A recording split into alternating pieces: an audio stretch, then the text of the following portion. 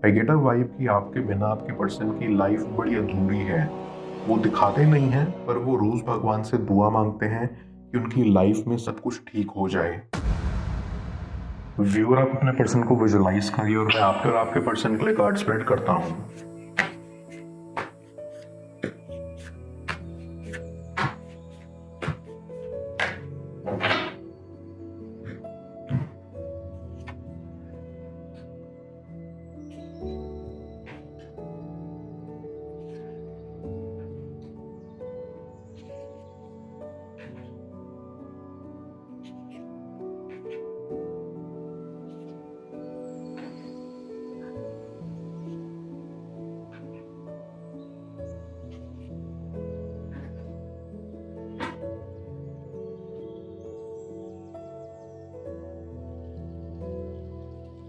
आई सी आपके कनेक्शन में age difference है और इसलिए अक्सर आपको मासूम कहा जाता है, जो कि आप हो भी।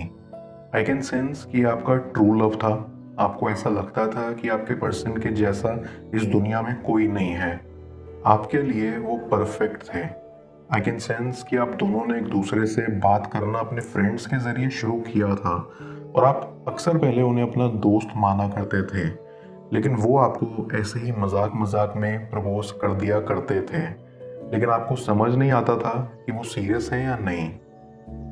आपने शुरुआत में उन पर उतना ध्यान नहीं दिया, उनके मजाक को भी सीरियस नहीं लिया, पर आपका नेचर इतना अच्छा था कि वो आपसे अपने दिल की बात कर लिया करते थे। अपने दुख सुख आपसे बांट लिया करते थे।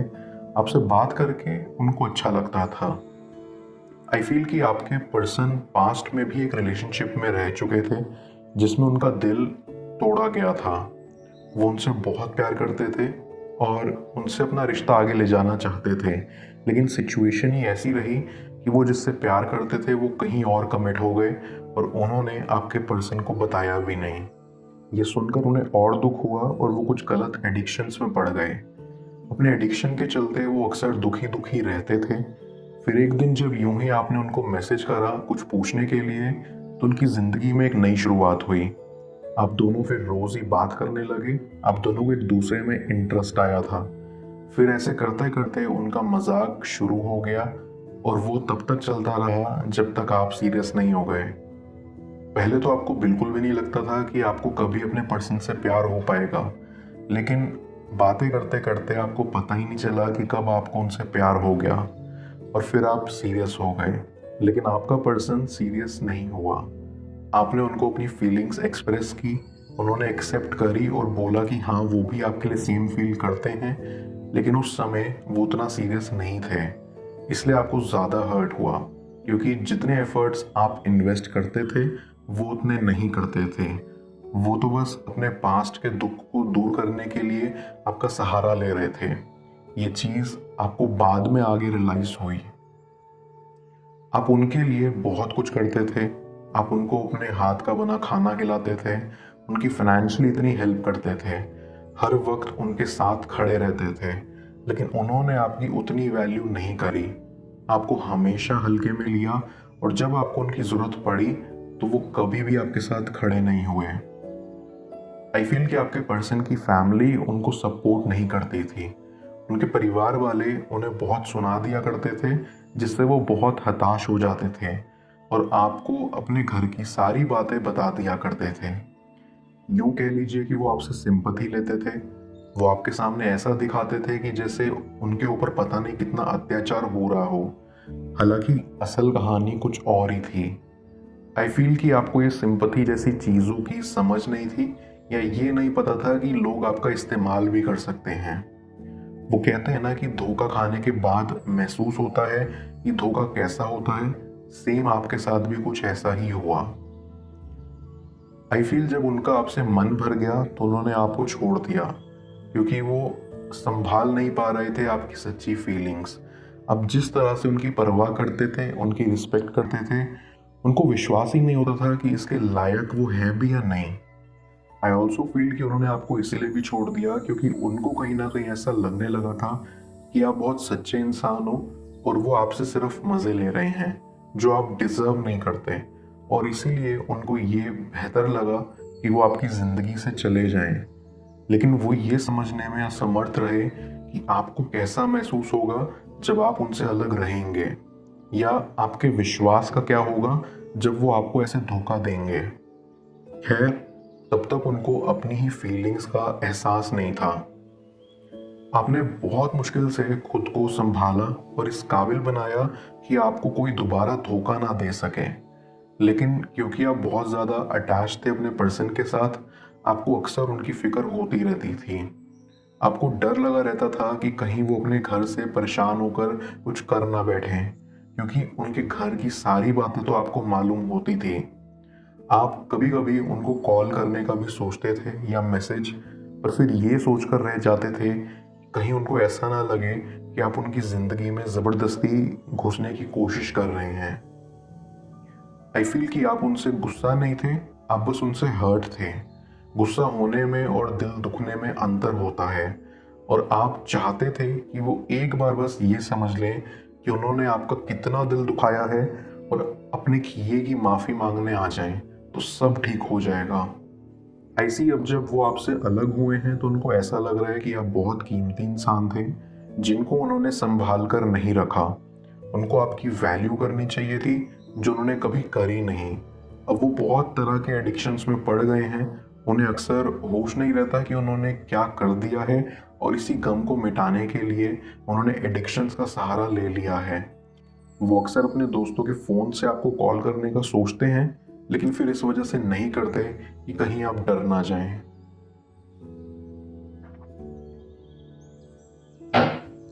मैं कार्ड्स को क्लैरिफाई करता हूँ, तब तक आप प्रॉपर एनर्जी एक्सचेंज के लिए इस रीडिंग को लाइक कर दें, और पर्सनल रीडिंग के लिए आप मुझे ऊपर दिख रहे व्हाट्सएप नंबर पर अप्रोच कर सकते हैं।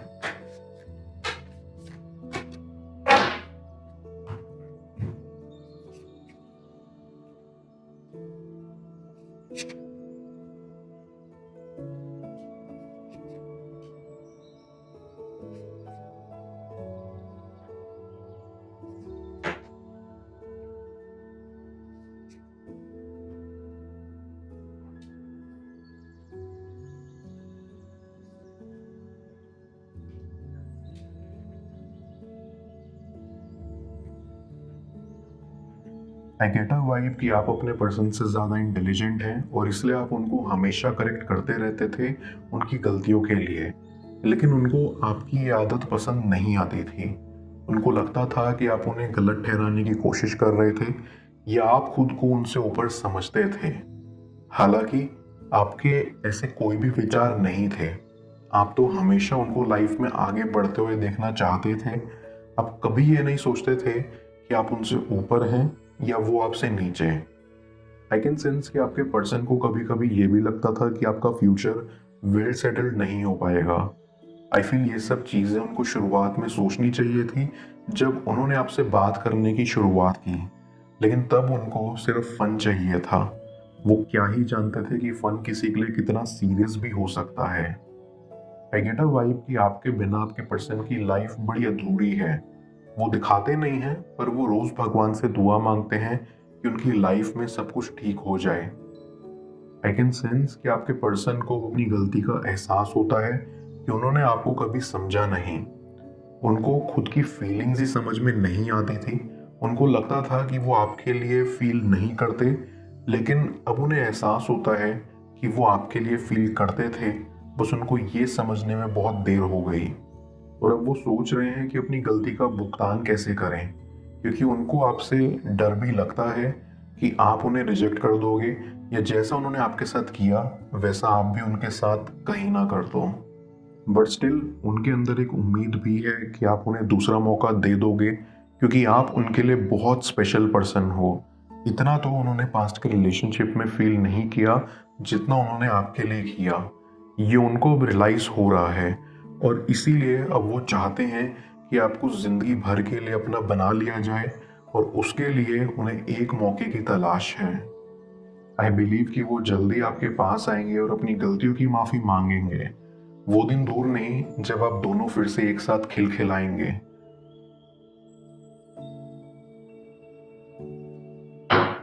मैं ओरेकल ऑफ द फेरीज की मदद से यूनिवर्स से अपनी एडवाइस पूछूंगा। देखते हैं यूनिवर्स आज आपको क्या एडवाइस करना चाह रहा है।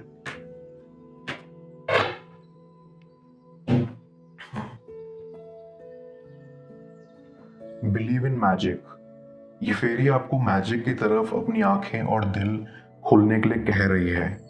ये फेरी कहना चाहती है कि आप चलते चलते 2 मिनट के लिए रुकिए और फिर रुक कर अपने आसपास, ऊपर नीचे, अपनी सराउंडिंग में मैजिक को फील करिए। क्योंकि कई बार हमें रुक कर अपने आसपास फूलों की सुगंध लेनी चाहिए और नेचर को उसका मैजिक रिवील करने देना चाहिए। बच्चे अपने अराउंड हर दिन मैजिक को देखते हैं, उनके लिए नेचुरल है। अगर आप इस वक्त अटका हुआ फील कर रहे हैं तो बस इस दुनिया को अपने अंदर के बच्चे की नजर से देखना शुरू करिए।